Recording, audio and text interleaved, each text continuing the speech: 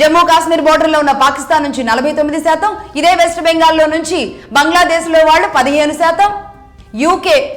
UK support, UK మద్దతు ఎలాగో Bangladesh and Pakistan రిలేటెడ్గా ఆ యూకే మద్దతు కూడా ఉంది కాబట్టి అక్కడి నుంచి ఒక 3%.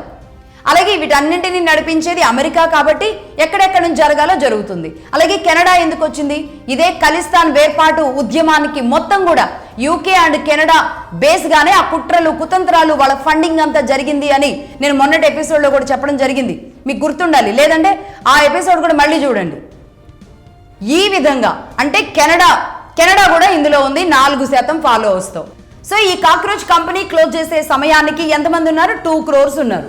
అంటే 80% మొత్తం కూడా వీళ్ళే ఉన్నారు. అంటే ఎంతమంది ఉన్నట్టు? మొత్తం 1,60,00,000 మంది బయట వాళ్ళే ఉన్నారు. కేవలం 20% అంటే 40 lakhs మాత్రమే భారతీయులు ఉన్నారన్నమాట. 40 lakhs. ఎవరా 40 lakhs? దీనిని కూడా డివైడ్ చేద్దాం. అంటే ఒక్కొక్క పార్టీ నుంచి, టీఎంసీ నుంచి, కాంగ్రెస్ నుంచి, ఆప్ నుంచి, ఈ 3 పార్టీల నుంచే ఈ 40 లక్షల మంది ఉన్నారు. 40 లక్షలు అంటే దీన్ని కూడా డివైడ్ చేసుకుంటే అంటే ఎంతెంతమంది ఉన్నారు ఇందులో? 13 లక్షలు దాదాపుగా. అంతే. ఒక్కొక్క పార్టీ నుంచి గట్టిగా బలం చేకూర్చి ఈ వారం 10 రోజుల పాటు 13 లక్షల మందిని ఒక్కొక్క పార్టీ ఇందులో చేర్చుకుంటూ వచ్చింది. కానీ సక్సెస్ఫుల్గా దీన్ని డ్రైవ్ చేసింది మాత్రం పాకిస్తాన్ అన్నమాట.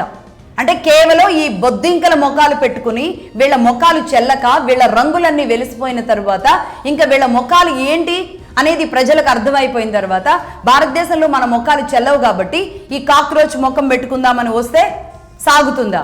ఎవరితను? అభిజిత్ అర్పిత్. ఇతడే కదా పెట్టింది. ఇది క్లోజ్ అవ్వగానే అతడేదో ఒక లబోదిబం అంటున్నాడు. ఎవరితను?